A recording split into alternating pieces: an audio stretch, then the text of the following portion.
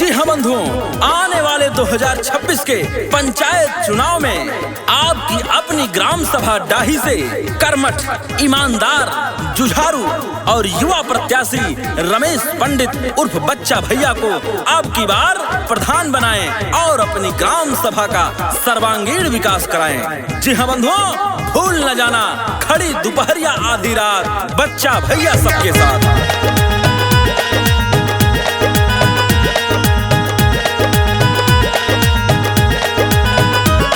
हम जहुने वरिया दाबी दे मुड़ जाए काफिला वहीं वो जनता के समस्या हल कई दीता जिंदाबाद के लगे सो। हम जौने वरिया दाबी दे मुड़ जाए काफिला वहीं और जनता के समस्या हल कई दीता जिंदाबाद के लगे सो। छोट रहे जे भैया बोले बड़ा कहा थे बेटा, प्रधान में झंडा गाड़ी देव हम भाई युवा नेता, प्रधान में झंडा गाड़ी देव हम भाई युवा नेता, प्रधान में झंडा गाड़ी देव हम भाई युवा नेता।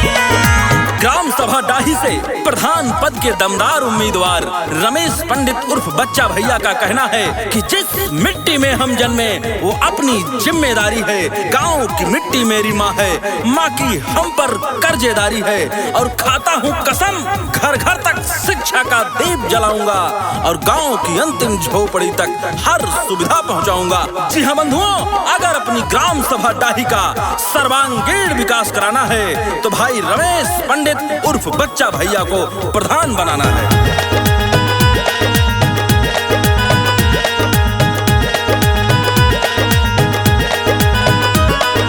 पूर्वांचल पे चढ़ जाई तब 200 के रफ्तार चले, आगे पीछे फॉर्च्यूनर चले, पीछे में 100 थार चले।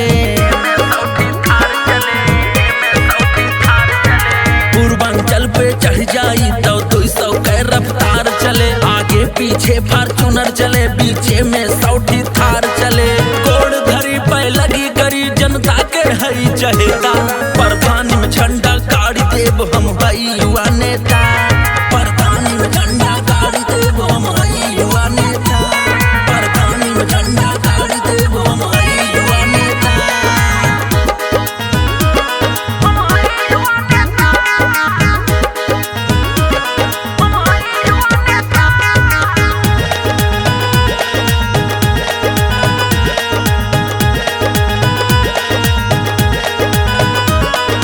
DMSP जिला के हमारे साथ हमेशा खड़ा रहे,